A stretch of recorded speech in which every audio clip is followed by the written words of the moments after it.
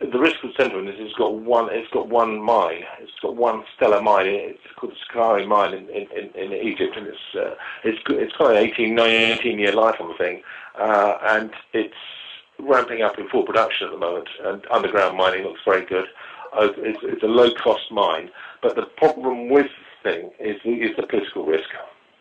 This was sort of factored out of this equation late last year when the price was, sort of about £1 or something like that, and had fancy analyst figures and all sorts of things going on here of £2 a share, possibly, of whatever. And then the government then decided, with that big drop in the chart came in, that they didn't have legal rights to the mine.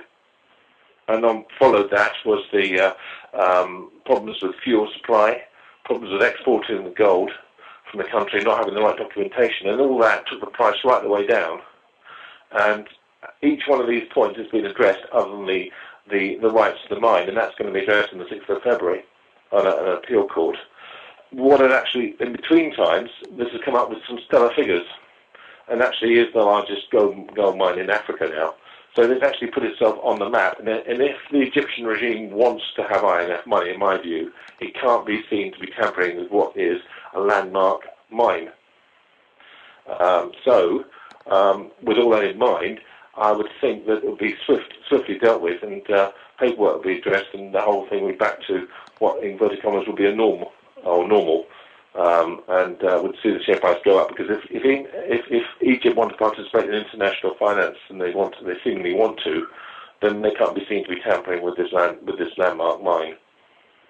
Okay, Bill. And the current share price levels, what would you be doing? Well, I think the problem is with this one, we did go in late on this one. We would late with enthusiasm, with broker support and all sorts of things. So ideally, we probably would have liked to have been a bit early. We were earlier before, but this time round we're a bit marginally late on the thing. But as it stands, it's not even a buy yet. It's in a speculative recovery zone.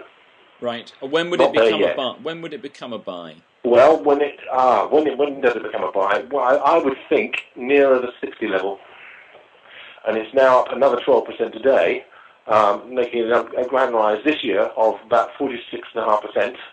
That's in the 12 days of this year, whatever trading days we've had. And it's certainly, with the figures it's had recently, even with the stopping and stop-start of the mines and the industrial production problems they had last year, it's come up some stellar numbers. This is still a wait and see. If you look at the brown window, I think the moving average, it hasn't crossed yet. So this hasn't crossed to suggest that we're turning up. Last time it crossed on the upside, the blue cross in the red was in August, and that was near 65 pence, and it took it to 105. We're still waiting for that to happen, so it's very, very early. So in fact, it's a watch, wait and see. Contact your professional advisor as to what he uses to support what your beliefs are with going in. The other thing is that it's a medium risk stock, by the way. The size is quite large, but it does carry that sort of volatility risk. The volume, the second window up, volume is stellar.